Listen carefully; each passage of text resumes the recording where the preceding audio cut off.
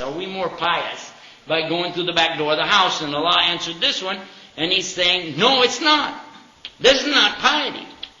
Piety is that you have taqwa for Allah subhanahu wa ta'ala, and that's our subject tonight. We've been talking about taqwa. And what is taqwa? Put a barrier between you and Allah's punishment by obeying Him, repenting to Him, and being a good Muslim.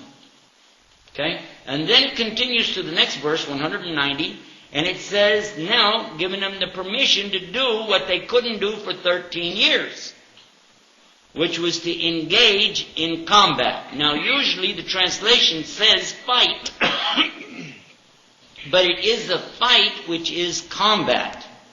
It's not a fight where they're going to, like wrestling or boxing. No, it's a fight with swords. And it was an order for them, now you can engage in combat against them if they engage in combat against you. Because what had happened for several times, they had gone all the way from Medina to Mecca. Now if you walked all the way from Modesto to Los Angeles, walking, and when you got there and you wanted to go to Disneyland, and when you got there they said, we're not going to let you in, you got to go back. Would you be happy? No. And this is more important because it's not Disneyland. This is something to fulfill obligation, which is the Holy Land pilgrimage for the Muslims. Similar to like Christians used to do this when they used to go to the Holy Land. This is the same for us to go and make pilgrimage. But they wouldn't let them in, and they promised, but come back again another year, okay, blah, blah, blah. And when they go back, they did it again. We're not going to let you in. And they couldn't fight them. It was not permissible. But now they got the permission. If they start a fight with you, then you can fight them. But if they stop, you have to stop. So Allah put a limit. Before, Arabs never had any limit. Never. They had a 40-year war over a camel race where they killed each other and killed each other and killed each other. It was horrible. So Allah didn't need to tell Arabs how to engage in combat. Arabs are born knowing how to fight. In fact, I think some are born with a rock in their hand. I don't know. Anyway. But this was a big test. We were talking about tests. A big test for the Muslims was not to fight for 13 years while they watched their own relatives, who were called mushrikin, pagans, idolaters, those who set up partners with Allah in worship, those bad people who had driven them out of their homes, stolen their property, abused them, cursed them, even raped their women, even beat them up, even killed them. They did all of these things to the Muslims. Muslims couldn't fight back. They wanted to, but the Prophet ﷺ would not let them, because we don't have any orders from Allah to do it. So now comes the verse. Where? In Medina. To do what? Combat them if they combat you. But if they stop, you have to stop. Allah does not like the transgressors. And you become a transgressor when somebody is not wanting to fight, but you want to fight. So clearly, this was spelling out something important. Then it continues. Next verse, 191. It says, and now the word qital is in the imperative form of the verb, to order you to kill them in combat. I'm putting in combat in parentheses because it belongs there. Kill them in combat, because obviously they're killing you in combat, where they're killing you, and turn them out from where they turned you out. This could only be in reference to what?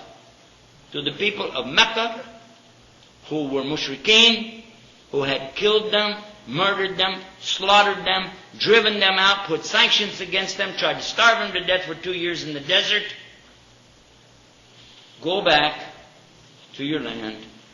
You can claim what's belonging to you now. You can go back, you can go and do your Hajj, you can do Umrah, and this is permission from Allah. But again, the warning comes from Allah. But if they stop, you have to stop.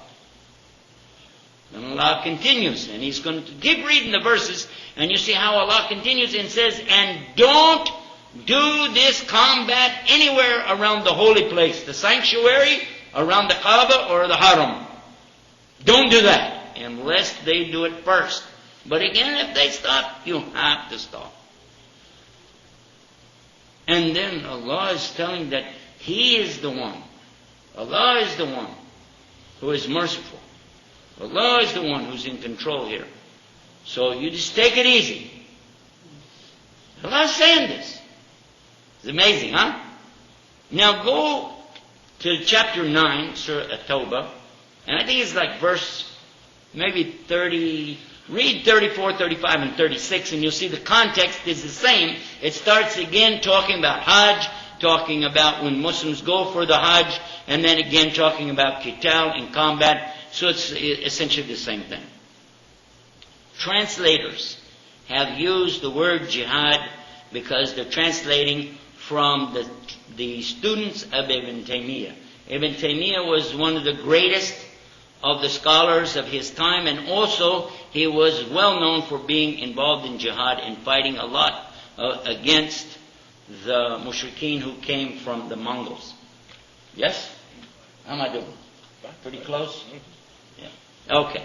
So when his students gave the meaning to the verses, they started the same way the Shaykh did, talking about jihad, but the word jihad is not in the verses. It's not in the verses. You know Arabic, you know it's not there. But the meaning is there, and that's why we talk about jihad in general when we talk about these verses. But I want to be sure you know the difference between what is jihad and what is qital. Qital in these verses is combat. Jihad is a wider version, a wider meaning than just this. Because we experience different kinds of jihad. There are many types of jihad. So I want to be sure you have this in mind. Now, I'm going to give an ad. I have to put in a commercial break. It's coming up right here. Go to islamalways.com and you can find many subjects. But if you want to research something, we got a brand new website. You want to get excited? You can go to our newest website. We just finished things today by moving it to a new server. Checked it out again today. I love it. Go there. It's called Search for Islam. Huh? Search for Islam. Sounds like the name of a Muslim soap opera, right? Huh? Searchforislam.com. Go there and type in the word that you want to know. Maybe you want to know about apostasy. What happens to somebody if they leave Islam and maybe they like to be a Christian? Huh? What happens to them? Go there and see. What is it? They're going to kill them? Is it punishment? Or we bake a cake and have a party for them, or what? It's there. You get the answers. Go to Search for Islam. Type in the word you're looking for. Want to know about the Bible? About Trinity? About Jesus? About Muhammad sallallahu alaihi wasallam? Peace be upon them. Go and type in the word that you need. It's Search for Islam. And I hope you enjoy it. You can get all your questions answered there. Inshallah, you don't have to write to me anymore at askislam@aol.com and wait for a month for me to find time to check it. You can go get your answer immediately. We have thousands and thousands and thousands of answers in English we already put up there for you.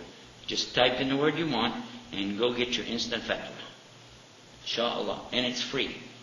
And it's worth it. Here we go. Next question. Why not?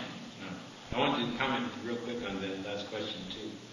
That was a comprehensive answer, but sometimes maybe you need a short answer. And the issue is that non-Muslims take this out of context by itself, kill the mushrikin wherever you find them, and say this is a command from Allah. What he was explaining was that it came in a particular context and had limits on it. But another very short answer is that this Islam wasn't theory, it wasn't a stone tablet with 10 commandments on it, it was something real that happened, and that as we know, the Sunnah explains the Quran and implements the Quran, and there is no one ever in the entire history of the Muslim Ummah who said such a thing. Not the Prophet ﷺ, not the Khulafa, not any companion, not any tabi'een. There is no Muslim ever who said it's Allah's ruling that you can kill any mushrik or any Christian or any Jew, wherever you find them, just kill him. That's the clearest proof that this is not the meaning of the verse, that no one on this planet ever understood it that. Next question. Wait, let me do one. I want to do a question and you do the answer.